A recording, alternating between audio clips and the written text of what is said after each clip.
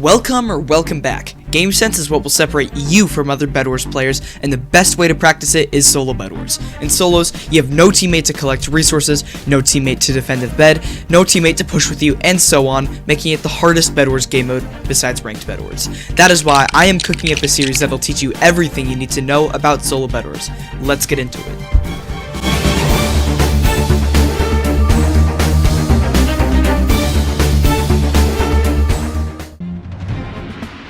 To start, make sure that you are drinking enough water. Proper hydration increases brain activity, allowing you to make better plays and play better in general.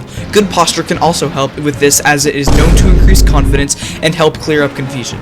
Finally, mindset is super important because there will be hard losses and you'll need to push through them to get better. Mindset also improves mood, which can help with brain function. You need to know the map that you are playing on, specifically the speed of the generator. If you are on a map like Lighthouse, you should rush on 12 iron to buy 48 blocks, but if you are on a map like Kneebuck, you should rush on 27 iron to buy Stone Sword and a stack of blocks because the generator is very quick. At the start of the game, every second counts, but taking 2 to 3 seconds to put down a wall defense is always a great option.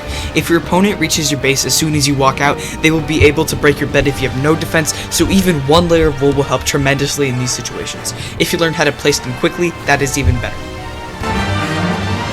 This chapter is mostly for newer players. After placing your bed defense, start bridging to your rush. Maps like Kneebuck and Slumber are side rushes, while maps like Apollo and Speedway are diagonal rushes. If you do not know who your rush is, it is generally just the closest base to you in terms of blocks. If you think you can be smart by intentionally rushing the wrong way, chances are your bed will be quickly destroyed, leaving you in a terrible position.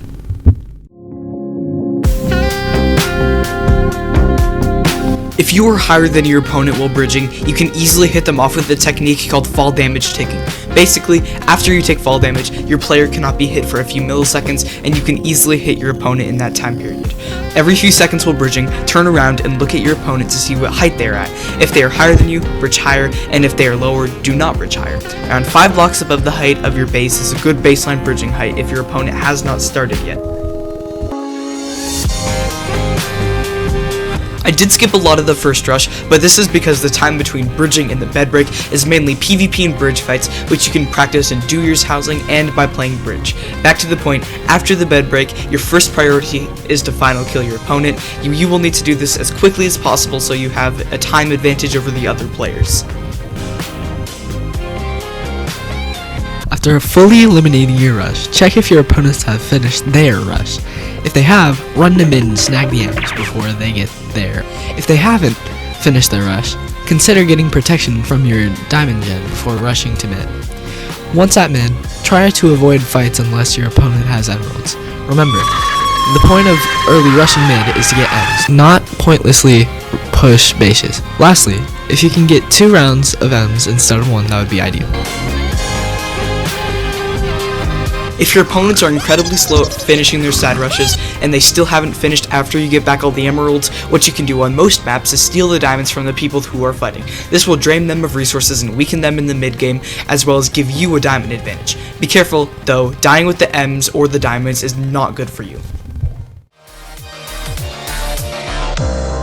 There's a lot of information and yapping packed into this video, so here's a summary of what you need to know. You have to know your Russian map, drink water, have a good posture and mindset, have a wool defense at least, bridge higher than your opponent but not too high so you don't take fall damage, practice bridge PvP maybe by playing bridge or practicing on Doers housing, go to middle and grab the emerald as quick as you can, steal diamonds if your opponents are super slow, and finally, resources are the priority over fights.